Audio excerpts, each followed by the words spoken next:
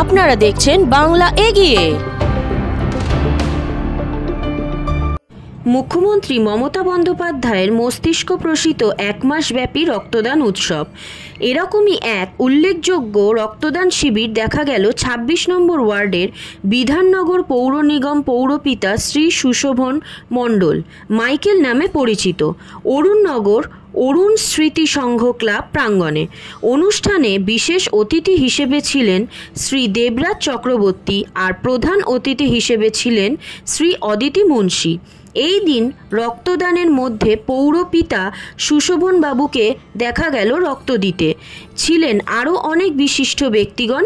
আসুন দেখে নিই এই অনুষ্ঠানের কিছু মুহূর্ত আর কথা বলে নিই প্রতিনিধিদের সঙ্গে।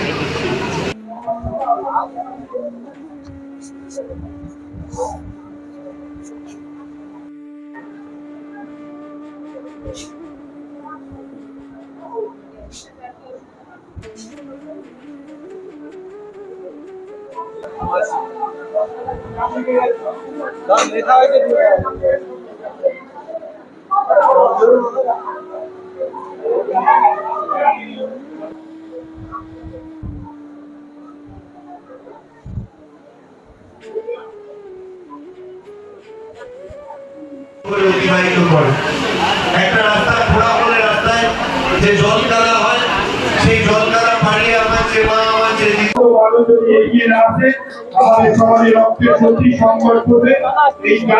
এই রক্ত দিয়ে আমাদের সমাজকে আরো সুন্দর করে তুলতে সেই সব মানুষদেরকে জানাই অসংখ্য। আমি খুব আনন্দিত যে এই গরমের মধ্যেও এখনো অবধি আমার কাছে যেটা খবর প্রায় ৩৫ জনের কাছাকাছি রক্তদাতা রক্ত দিচ্ছে। আশা করি এটা দুটোর মধ্যে ৫৫ হয়ে যাবে। ৫৫টা হয়তো খুব কম মনে হবে, কিন্তু এই গরমের মধ্যেও যে মানুষ আগিয়ে এসে এবং ছুটির দিন ছাড়াও কিছু মানুষ অফিস ছুটি করেছে শুধু এই মহৎ কাজে যোগ দেওয়ার জন্য।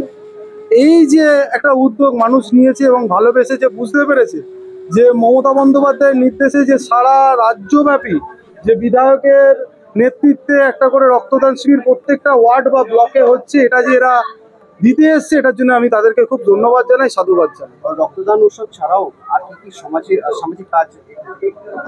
শুধু রক্তদান নয়, সারা বছর ধরে আমরা একটা জিনিস মনে করি যে আমরা বিজ্ঞাপনটা কম করি, কাজটা বেশি করি, যার জন্য অনেক সময় আমাদের দেখতে পারবেন না যে আমরা মিডিয়াকে ডাকছি বা কিছু করছি।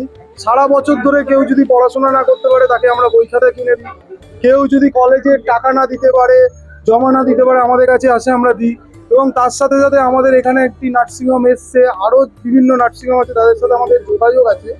যাদের ধরুন কিডনি স্টোন বা গল ব্লাডার হয়েছে, পয়সার জন্য হচ্ছে না, আমরা স্বাস্থ্যসাথীর পরেও যেটুকুনি টাকা লাগে পরীক্ষা আমরা দিয়ে তাদের করানোর চেষ্টা করি। এই সমস্ত কাজের মধ্যে আমরা সারাক্ষণ যুক্ত থাকি।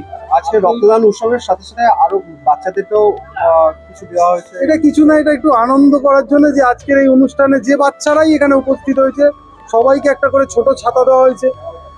নাম লেখানো কোথাও হয়নি বা প্রচারও করা হয়নি। যারা বয়স্ক লোক এখানে এসছে ৬০ বছরের অ্যাবাভ কি ৫০ও যাদের পেরিয়েছে আমরা তাদেরকে একটা করে ছাতা দিয়েছি। শৈশবের যারা বাচ্চারা এসছে তাদেরকে একটা করে ছাতা দিয়েছি। এগুলো আমাদের দিতে ভালো লাগে এবং যারা পায়নি এসছে তাদেরও নাম নথিভুক্ত করা হয়েছে, তাদের বাড়িতে দরকার হয় আমরা পৌঁছে দেবো, কারণ আমরা যে কথাটা দিই সেটা রাখার চেষ্টা করি। যে সকল কাজের মাধ্যম দিয়ে কিছুই না, দেখুন আমি নিজেও এখানে রক্ত দিই, আমার ওয়ার্ডে যেখানে যেখানে রক্তদান শিবির আমি চেষ্টা করি দেওয়ার, যদি না সেটা ৩ মাসের আগে হয়। এটা যেহেতু ৪ মাস হয়ে গেছে দেবো।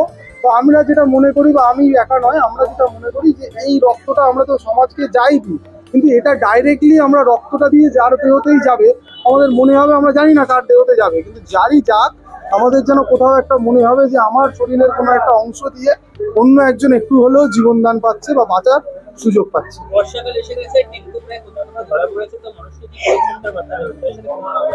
দেখুন আমরা আমাদের কাজ যেটা আছে ডেঙ্গু প্রতিরোধের জন্য আমরা করি।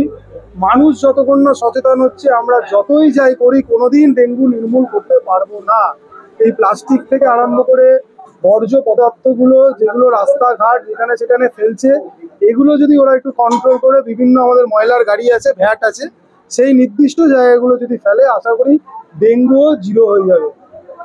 রাজ্য জুড়ে করোনার আশঙ্কা এখনো আবার নতুন ভাবে খাবার দিচ্ছে, সেই জায়গা থেকে কি বার্তা? দেখুন, ভয় পেলে ভয়, আমাদের সচেতন থাকতে হবে, কাজে আমাদের নামতেই হবে। 2 বছর আমরা যে অসুবিধার মধ্যে পড়েছিলাম এই করোনা চলাকালীন, সেই অসুবিধার মধ্যে ঠাকুর করুক এরকম অসুবিধে আমরা যত না পড়ি, একটু আমরা সচেতন থাকলে আশা করি করোনার যুদ্ধটাও আমরা জিতে যাবো। Thank you. দেখতে থাকুন বাংলা এগিয়ে।